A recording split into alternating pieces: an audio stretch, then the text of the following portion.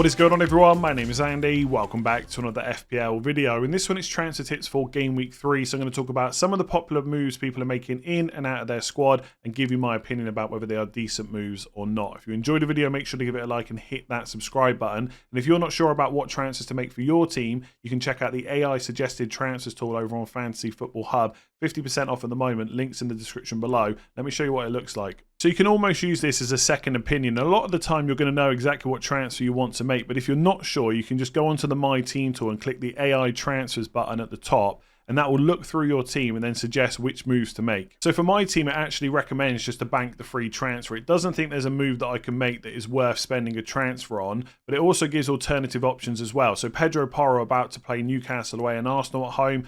Could sell him to Ruben Dias with West Ham away, Brentford at home. But if I don't want to do that, but I want to get another recommended transfer, I can just click on don't sell. I want to keep Porro and then just ask it to recommend a new one. And it might be that it pops up a few options you're just not sure about. That probably tells you that your team is in a pretty good place. Just because it offers it as an option doesn't mean you have to do it. But like I said, it's almost like having a second opinion. So for this one, it's Nkunku, who I don't think is going to play going forward, or at least is not that likely to, for Semenyo, who could be a good 5.5 option. But the recommended for me is to bank my free transfer, which I haven't done, but I do think that actually could have been a pretty good move for my team. So if you want to get your suggested transfers, just click that link in the description below. There's 50% off at the moment. All right, let's start with Alexander Isak. He was one of the only players in pre-season that I think most people accepted was a good option. Even if you didn't start with him in your Game Week 1 squads, most people didn't think that he was a terrible pick.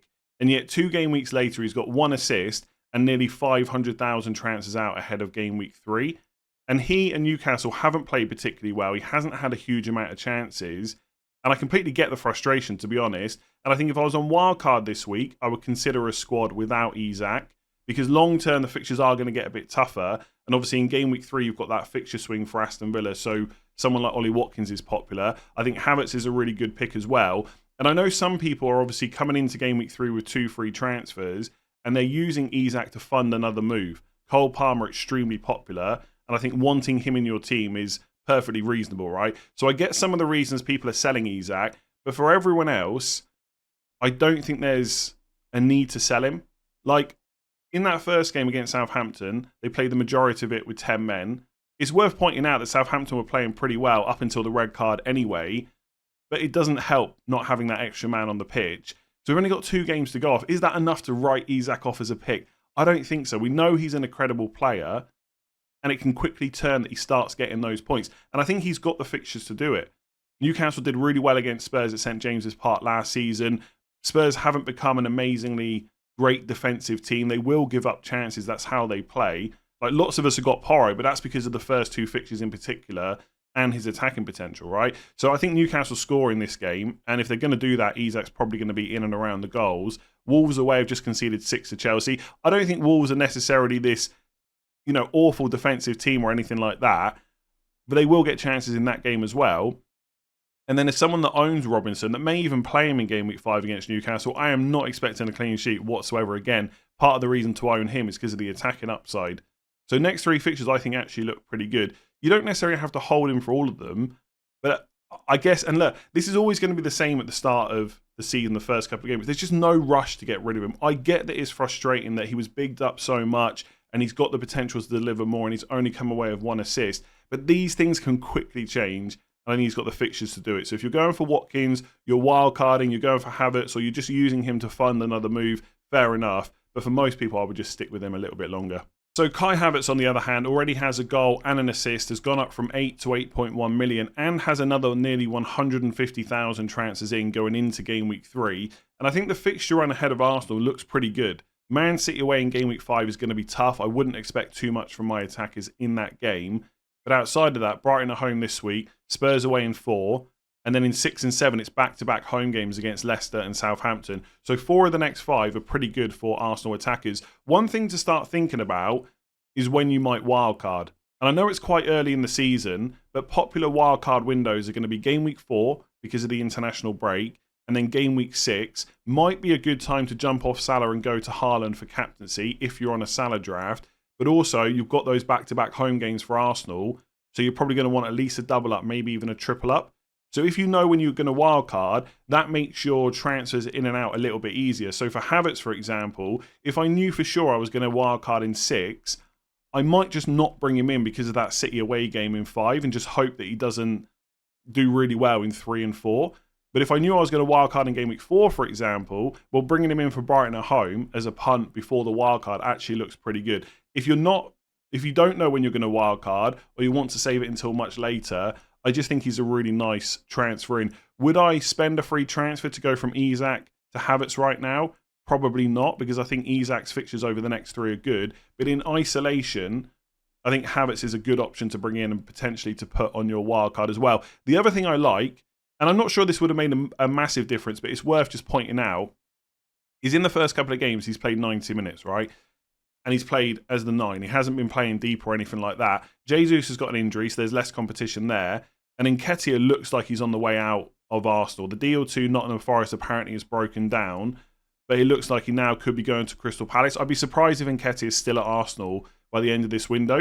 So Havertz all of a sudden has much less competition for that number 9 spot. And I'm not saying he would have, lost his spot to those players anyway, but having that competition go is very handy for FPL. Arsenal may well bring in another forward. We know that Trossard can play there as well, but it looks pretty clear at the time of recording at least that Havertz is going to be the out-and-out number 9 for Arsenal for the majority of this season, and that just boosts his appeal even more. So decent option. You probably don't need to sell Isak to get him, but if you want to bring him in, I like it. All right, let's talk about Costa Nedeljković. Now, hopefully I've said that name almost correctly, but basically he's the £4 million defender from Aston Villa that plays as a right-back. Now, obviously you've got Matty Cash as competition there, but news came out yesterday that he's going to be out for about a month, and that would probably be about 4 to 5 game weeks. And the fixture run for Aston Villa is about to get pretty good. So Leicester away this week, followed by back-to-back home games against Everton and Wolves, and then Ipswich away in game week 6. So if you could get a £4 million defender for that run, maybe on wildcard or as a transfer in to fund another move, that looks pretty good. Also, recently, Unai Emery said that Konza is kind of primarily going to be a centre-back and that Matty Cash or, I guess, Nedeljković is going to play as the right-back. Now, just one thing to say on that. Just because he said it doesn't mean that it will definitely happen, right? Nedeljković is new to that Aston Villa team. He hasn't got a huge amount of Premier League experience. It might be that if things don't go well in the first game or two, that he reverts back to playing Konza as the right back and then bringing in someone like Diego Carlos as the centre back instead. So I don't think just because Unai Emery has said that, it's a guarantee that it happens. Also, and I think this is even more important, the transfer window is still open until Friday, and I would not be surprised if Matty Cash is out, that Villa go and sign another right back.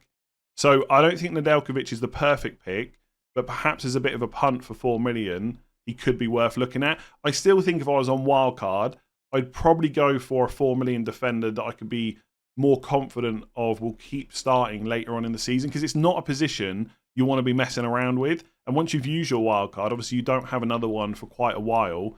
You don't want to be swapping around 4 million defenders. So in theory, he could be a really great option, but I'd only go for him if Aston Villa don't sign another right back before Friday.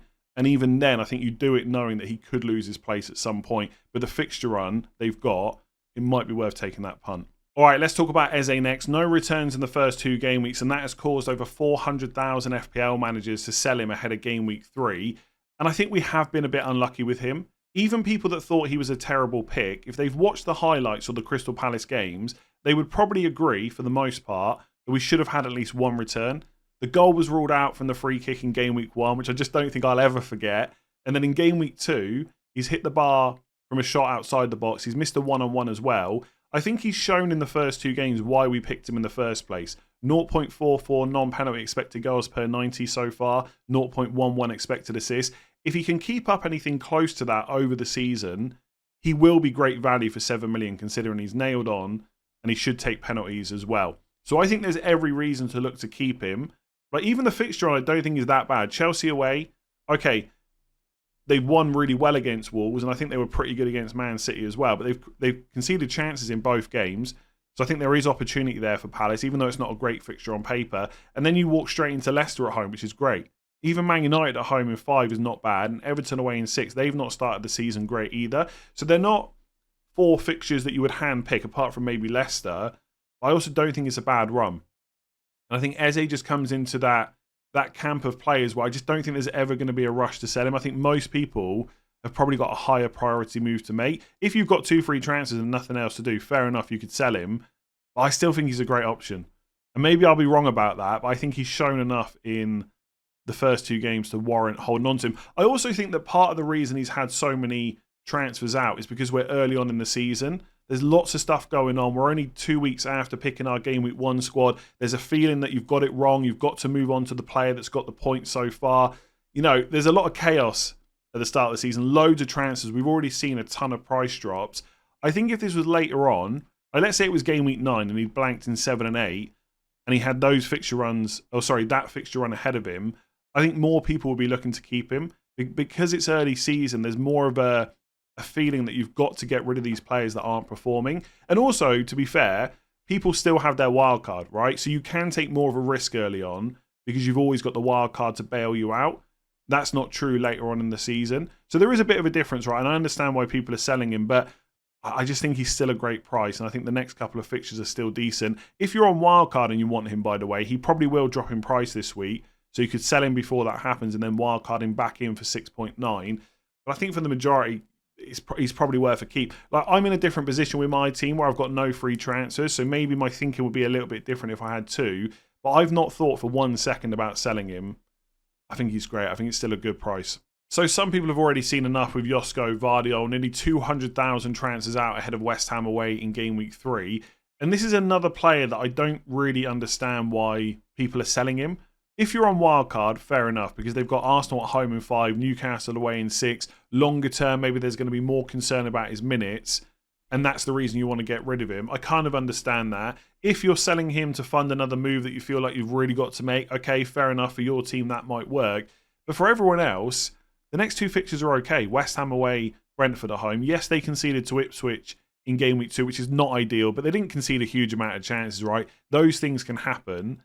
They got a clean sheet against Chelsea. They've got a good chance in 3 and 4 as well. I just don't think, and I'm going to say this about a lot of players, I don't think there's a rush to sell him.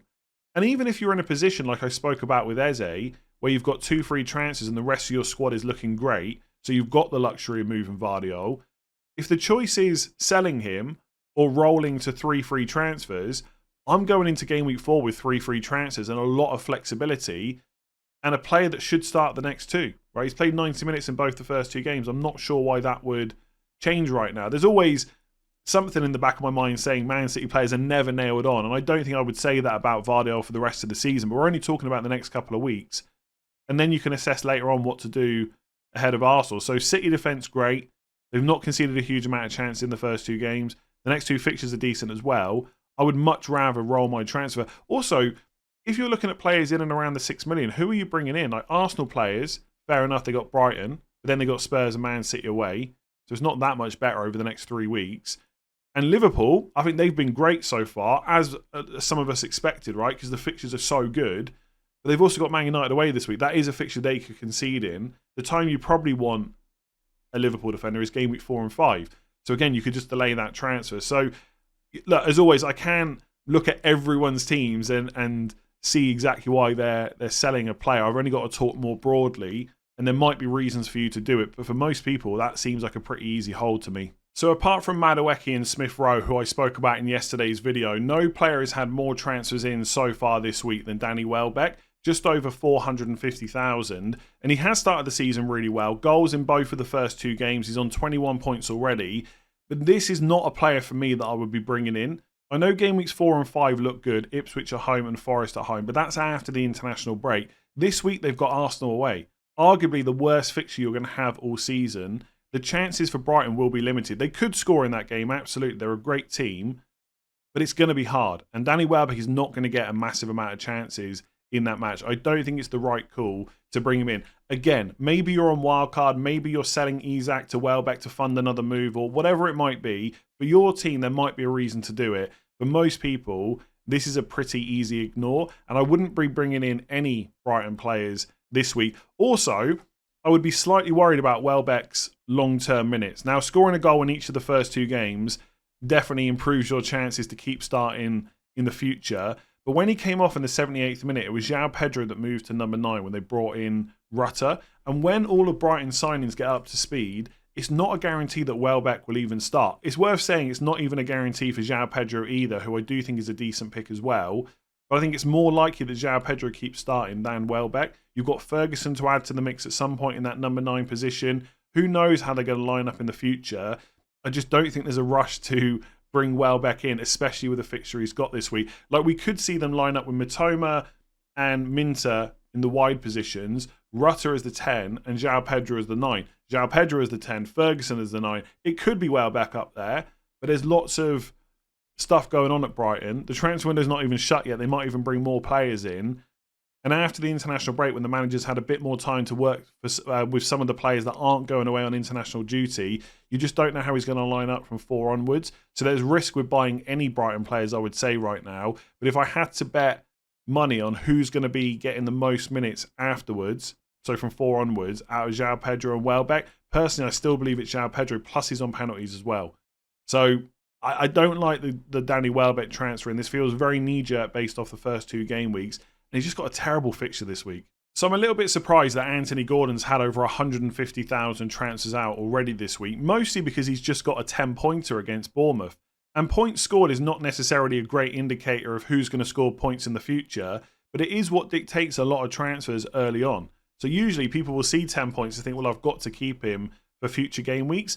And I'm not even sure where people are going to with Anthony Gordon. I mean, I can look at the transfers in for midfielders. So Madueke, I guess it's Madueke, right? Over 500,000 transfers in, just scored a hat-trick. Maybe people are selling to him. Rodgers is obviously only 5 million. He's very popular this week. Smith Rowe scored as well, and he's cheaper. I don't see any reason to sell Gordon. I think for 7.5, it's a good price. He always starts. His minutes are great as well. And like I've spoken about with Isak, the fixtures for Newcastle, I think over the next 3 are pretty decent. And even if you're someone that thinks he's got this terrible away record, and so he's not worth keeping for Wolves and Fulham, he's literally just scored against Bournemouth, right? He's shown that he can do it. Those kind of records about home and away form, they're always going to turn at some point. So I really like Anthony Gordon. I said in pre-season, on the deadline stream, that if I was buying a 7.5 million midfielder, I'd probably go for Gordon over Jota. And after game week 1, that didn't look like a great call. But actually, if you look at the points so far, they're really close because of how well Gordon did against Bournemouth. He's on 13 and Jota's on 14. Jota could have probably had another return against Brentford and maybe was a bit unlucky. But I think going forward, you can guarantee Gordon will keep starting. You cannot say that about Jota. And I do like the fixtures that Liverpool have got coming up. I just think it's not even about Jota. I just think Gordon's a really good pick. I cannot understand why people are selling him so quick. But I guess I've said that about every single player that's being sold so far. I do think that moving forward, we could see Barnes on the left and Gordon on the right and Murphy coming out of the team if Newcastle don't sign another right winger before the transfer window shuts on Friday. But even so, I think he's a good option from that side. I don't think it really diminishes what he can do for FPL. And the fact that he always starts and he always plays, it's such a big benefit not having to worry about these players. And when other stuff is going on around you, like there's injuries and suspensions that you pick up, you can just rely on Gordon to keep playing. He's never going to be one of those players that you need to rush to sell. So again, broken record alert, if the choice is sell Anthony Gordon or roll a free transfer, I'm taking the free transfer every time. Maybe you've got a player that you really need to bring in. I don't know. I think Gordon's great. So I guess we've got to talk about Bruno Fernandes. No returns in the first 2 game weeks. Over 250,000 transfers out already this week. And he's dropped from 8.5 to 8.4 million. Extremely frustrating. And he broke his promise to FPL managers. After game week 1, where he missed those chances against Fulham, I think he put up on Instagram or something like that, sorry FPL managers, I will repay you. But he didn't against Brighton in game week 2. And now he's got Liverpool at home in game week 3. I think because of his price, I understand more why people are selling him versus like a Gordon or an Eze, because there's so many cheaper players that are doing well. People just don't want to have that money locked into Fernandes and they want to use it to fund moves in defence or attack, wherever it might be. So I get why people are selling him. I'm also a little bit worried that if he blanks against Liverpool, which is entirely possible, people will continue selling him over the international break where there's 2 weeks off and his price could drop again. So I would not be surprised if by game week 4 he's 8.4 million. But I do think a little bit like Eze, he's been a bit unfortunate to not have a single... I'm not saying he should have had 2 goals in the first game and 1 assist in the second because of the chances he's had. but 1 return is not too much to ask for. He had 2 really good chances against Fulham. And look, he's maybe not the best finisher. He's not like a Salah or a Haaland or whoever, but on another day he puts one of them away. And then against Brighton, he's put that chance on a plate for Garnacho, and then Xerxes got in the way. Another day he has an assist there and things suddenly look a little bit better. You write off the fact he's playing Liverpool. You look at Southampton away in game week 4.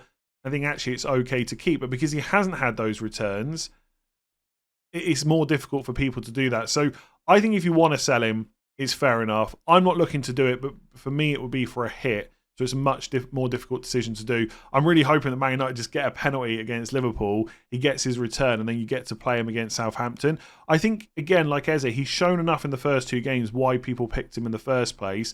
But I do acknowledge that at his price, people are finding better ways to spend that money.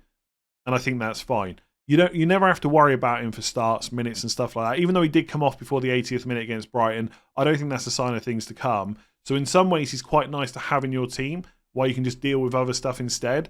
But at that price, I'm not loving it right now. And if I wildcarded, I wouldn't see myself putting him on there, because another blank against Liverpool, it's another price drop. And okay, Southampton away is good, but it is 2 away games. You've got them and Palace, then Spurs, Villa away, Brentford at home. Like, it's an okay fixture run. I think Fernandes, for the most part, is still fine. If you want to sell him, yeah, fair enough. Gordon, I actually like Gordon. I would be buying him right now, not selling him. Jota, fair enough, but do you really need him before Man United away? Possibly not. Cheaper options, probably. Madueke, Smith Rowe is where people are going. I think Fernandes is fine to keep, but I appreciate that most people won't want to do that. If you've enjoyed that video, make sure to give it a like and hit that subscribe button. Rate 5 stars if you're listening on podcast. If you've been enjoying the content, of course. And don't forget to check out Fantasy Football Hub for your suggested transfers using the link in the description below for 50% off. I will catch you again tomorrow for team selection. I'll see you then.